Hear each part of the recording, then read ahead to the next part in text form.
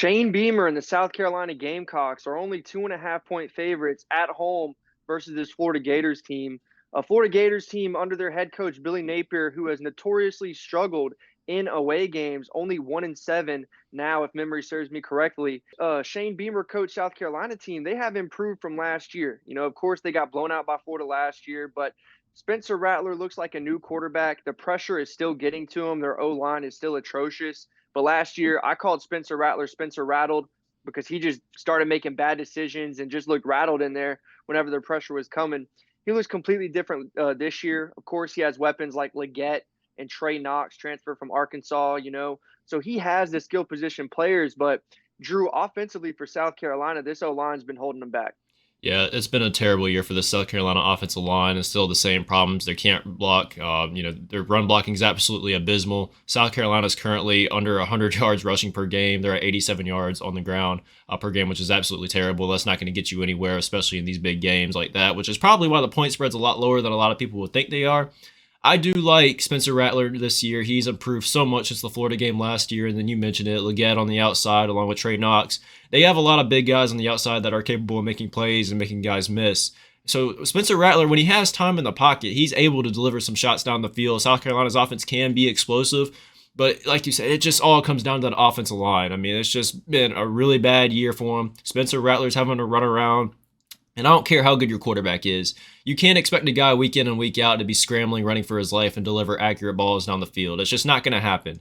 Now, I do think Florida's defense has improved a little bit this year, too. I know a lot of people want to bash on them a little bit for that Kentucky game, giving up almost 300 yards to Ray Davis. But this is a Florida team that is capable of stopping the run. I don't know if South Carolina is going to be able to run the ball against this Florida front, but I think they're going to have to really open up that passing game. South Carolina is going to have to hit some deep shots. Florida's secondary is a little bit better, and I think that, some of the matchups do benefit Florida. But one thing that really stands out to me is Florida, like you said, is a terrible team on the road, Aiden. I mean, this is a South Carolina team, regardless of how they're playing on the year. Their fans are going to come to the games. They're going to sell at these games. It's a revenge game for South Carolina. So this isn't going to be an easy game for Florida by any means. You can look at some stats on paper here and there, but just in the SEC in general, how many times do you see a team go on the road in the SEC and they might be the better team, but they just struggle due to the crowd noise?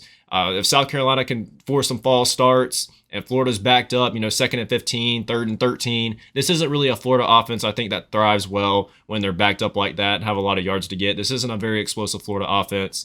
South Carolina's crowd's going to have to show up in this game. Yeah, and Shane Beamer coming off a bye week. We know Shane Beamer as a guy who's not scared to run a fake punt in his own territory or have some trick plays to go to on 4th down or in the red zone.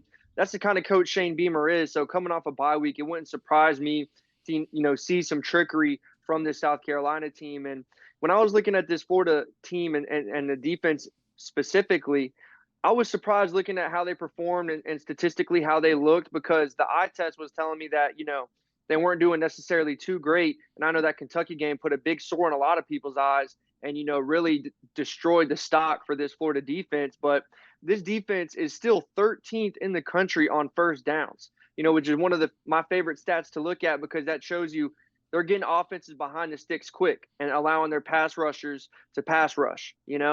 Now, with that being said, they're also still 41st in run defense, even after that Kentucky game. So statistically, these guys are good. They're top 15 in pass as well. So I don't know how this game's going to go. I really like South Carolina, Drew. We've talked about it. Defensively, they haven't looked too good against the run themselves. And we know that Billy Napier likes to, run his offense off the stretch game. He gets a lot of bootlegs for Graham Mertz off of that way. With that being said, you mentioned it. It's been a lot more of the Graham Mertz show in some of the bigger games that they've had. But if I'm Coach Billy Napier, it wouldn't surprise me if they dedicated themselves to running the football against South Carolina.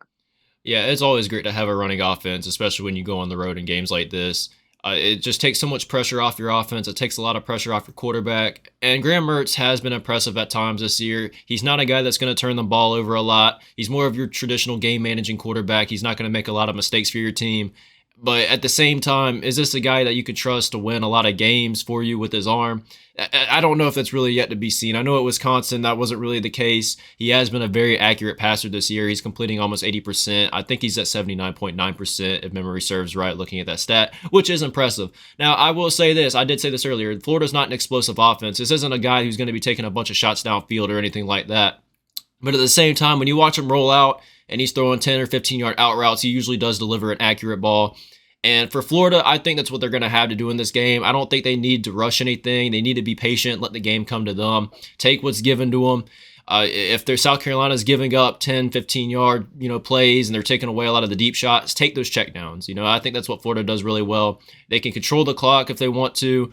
And when they do that and limit other teams' possessions, I think that's where Florida has the ability to squeak out some of these wins that a lot of people don't see coming. Now, I will say this, too, about South Carolina. You have to look at this game and kind of see it as almost a must-win. I know South Carolina's lost a lot of games this year to teams that probably should have beaten South Carolina. South Carolina's yet to win that game, that monumental game like they had a couple years ago.